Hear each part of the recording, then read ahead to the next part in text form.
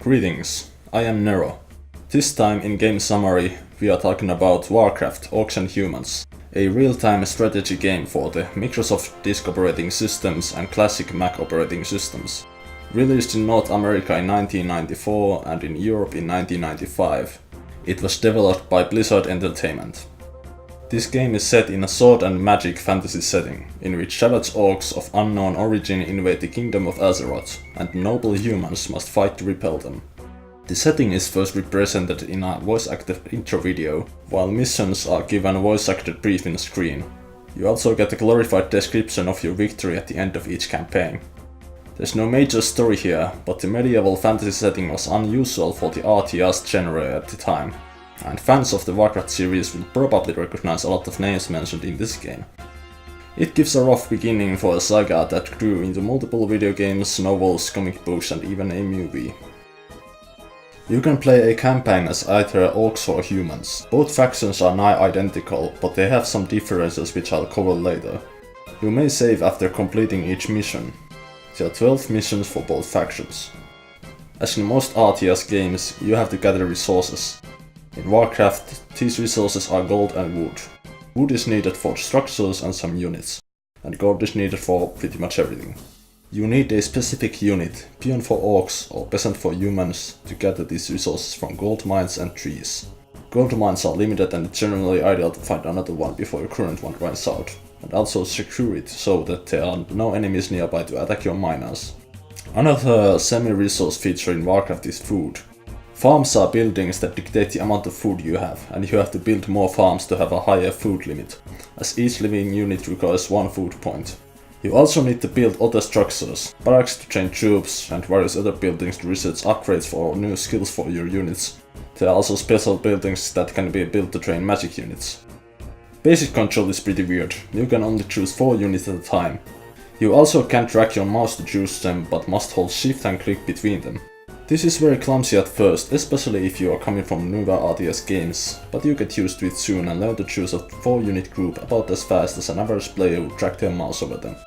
Commands are displayed on the left side of the screen in a simple user interface. You can either click the icons or use very logical keyboard shortcuts for everything.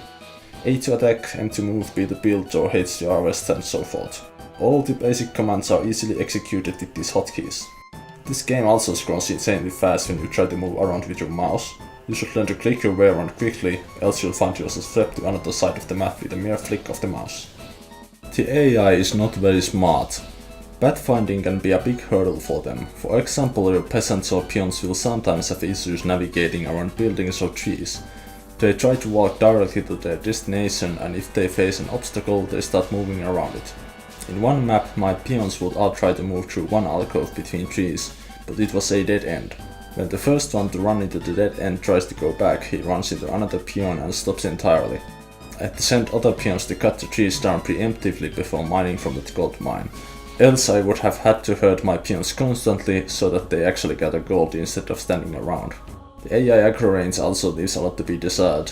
Sometimes only a few of your troops will automatically attack a nearby enemy, leaving you to hastily click more units just to take them down quickly. Get ready to keep constant flow of units coming, as all the short moments where your units are not performing as well as they can, because you're not babysitting them, will wear them down and they'll die fast.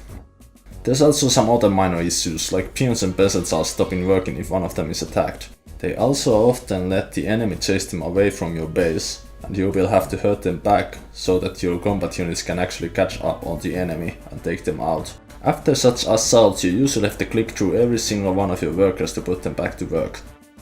Strategy in Warcraft is very symmetrical. There are barely any differences between the two factions. The units merely differ in appearance and everything goes the same. The main difference is in the caster units. Humans have clerics and conjurers, orcs have necrolytes and warlocks. Clerics can heal while necrolytes can raise corpses into skeletons. Healing is generally far more useful than necromancy in this game. Clerics can also turn units invisible, while necrolytes can give a temporary armor buff to your units, which also drains half of their health. Said buff is outright broken since a unit can die for some reason while under its influence, so the healing power of human clerics is not that impressive in comparison. Warlocks and conjurers have a semi-identical spell in being able to summon spiders or scorpions. Warlocks can cast a poison cloud while Conjurers can cast a rain of fire. The Orcs win this time too. The rain of fire requires the Conjurer to stand still and channel it for its whole duration. If they move, it's interrupted. A Warlock can just walk in, drop the cloud and walk away. And Shade Poison Cloud is very destructive. Another big difference between the two casters is their summon spells, Demon and Water Elemental. Demons are stronger and have a melee attack, while Water Elementals are weaker, but they have a ranged attack. These units are insanely strong compared to anything else in the entire game, but demons are somewhat stronger. Once you gain access to these in the campaign, your ideal strategy is to train as many Warlocks or Conjurers as possible and summon demons or water elementals, and send them to destroy enemy armies and bases. All they cost is mana that regains over time, so you save a ton of gold in not sending in a major growth of units that cost gold to train. When going against the AI, you will often find yourself on the defensive at first, since the enemy starts with more units, buildings and resources to make up for the difference between human intelligence and an artificial one. Depending on who you are, the AI may feel far too predictable, and you'll find yourself lamenting the lack of difficulty modes if you don't have any human players to challenge. Some campaign missions do not involve resources. Instead, you and your enemy have a limited amount of units available, and you must progress carefully through the mission if you don't want to waste those units.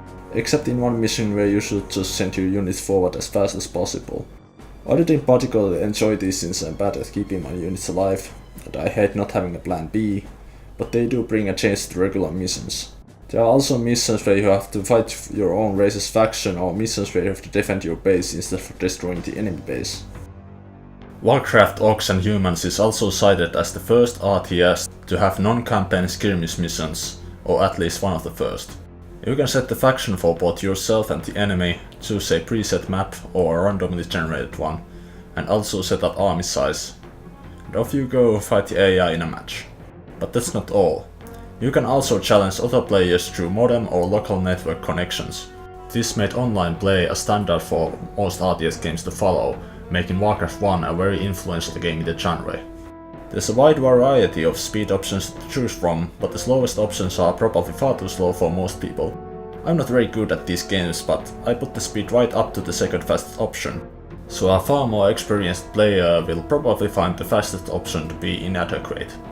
The gameplay is kinda clumsy in terms of control and AI, but the resource gathering and strategy are engaging, so they might not bother you much. Approach this game with the limits of your patience in mind. The game handles sound quite well. It uses authentic sound for voice acting and sound effects, and the sound quality is pretty good too. Into the dead mines to search for the lost tome of divinity.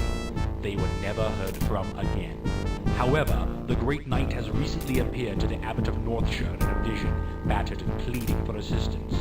King Lane has ordered you to lead a detachment of warriors and healers into the mines in an attempt to find Sir Lothar, heal him, and bring him and any other survivors back alive. Units will also get angry at you if you keep clicking them, which is a funny little detail. Yes? What? What do you want? Why do you keep touching me? Units repeating a few lines over and over whenever you give them an order to move or attack can get old fast though. Yes, my lord. Yes. Yes, my lord. Yes. The game is supposed to give you a sound cue when enemy units attack units outside your camera view, but the sound files don't always seem to play. I can probably blame that on emulation though. The sound for music is computer generated despite the CD-ROM format. The sound quality is decent enough. The composition is good, and despite playing some missions for an hour or more, I never found the music ear-grating. The tracks are repetitive, but enjoyable. Warcraft uses sprite-based graphics. It has a decent color scheme, and it's easy to distinguish units and buildings.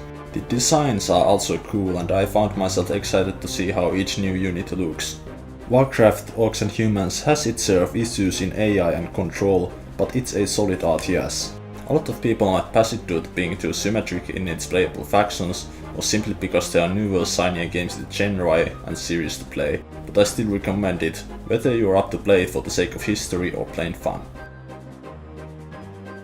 Thanks for watching, and see you again.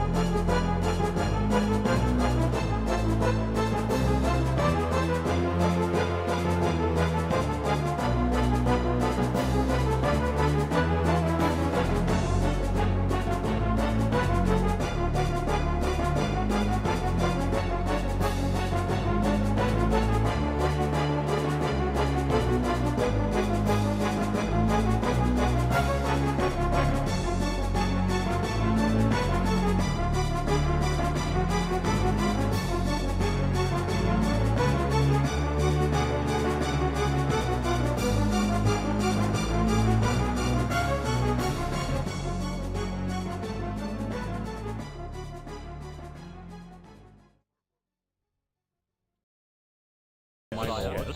Yes, your bidding, what? My lord, my lord, my lord, my lord, my lord, my lord, my lord, my lord, my lord,